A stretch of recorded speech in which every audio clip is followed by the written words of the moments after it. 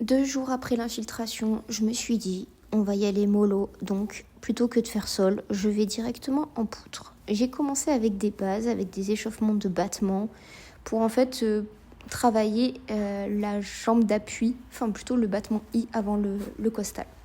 Ensuite, j'ai essayé de travailler un petit peu des sauts changements, parce que c'est pas sur ma jambe qui me fait mal, mais je me sentais lourde. J'avais fait muscu-jambes le matin, et j'avoue qu'à ce moment-là, je le ressentais vachement dans mes jambes, et aussi dans mon poids de corps. J'avais vraiment l'impression d'être lourde, de peser 1 tonne sur cette poutre.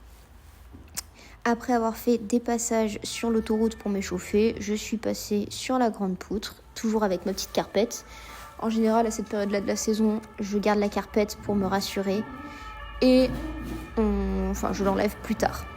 Par contre, j'ai pas eu le courage de faire salto japonais. Je sais pas, je me sentais pas de faire ce jour-là. Je me sentais plus de faire des costales et d'essayer de corriger la qualité de mon costal.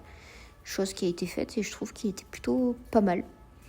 J'ai pas mal de passages réussis même. Chose que d'habitude à cette période-là de l'année, c'est pas trop le cas.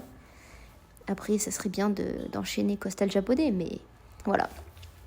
Ensuite, j'ai travaillé les pivots Wolf Turn, mais sans chaussettes et sans quoi que ce soit. Donc, je mettais bien de la magnésie pour essayer que ça tourne. Et je me dis, peut-être que je le mettrai, peut-être pas. Parce que ça me fait gagner qu'1 dixième, mais je crois qu'à 1 dixième près, j'ai une bonif. Donc, à y réfléchir. Par contre, avec la muscu-jambe du matin, je chopais des crampes à chaque tour. C'était hilarant, parce que même quand j'y arrivais, d'un coup, bam, je chopais la crampe. Et je vous avoue que le surlendemain, j'ai eu beaucoup de courbatures. Et mon objectif sur ce pivot-là, c'est vraiment d'avoir 0 dixième de faute, parce que si je le mets, c'est pas pour en perdre. Et je suis pas encore sûre à 100% de ma capacité à ne pas chuter. Surtout qu'en compétition, moi et mon stress, ça fait 2. Enfin, ça vibre, ça fait une fusion vibratoire. Donc si on peut éviter de stresser bêtement sur cet élément, ça serait cool. Donc je sais pas, à vous de me dire ce que vous en pensez, si vous pensez justement qu'il faudrait que je le mette ou pas en compète. Ensuite, je me suis dit, allez, là c'est le moment de la compète, je fais comme si j'y étais. Sauf que dans ma tête c'était, non, c'est pas beau.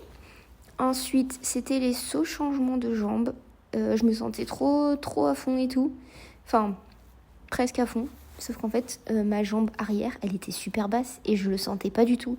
Et quand j'ai vu la vidéo, j'ai fait non mais ça va pas du tout. Je fais trop la belle alors qu'en fait, c'est trop laid. Du coup, j'ai mis du temps à m'en rendre compte. Et une fois que je m'en suis rendu compte, j'ai dit ok, je change l'angle de vue et on va voir si je me force un peu sur la jambe arrière.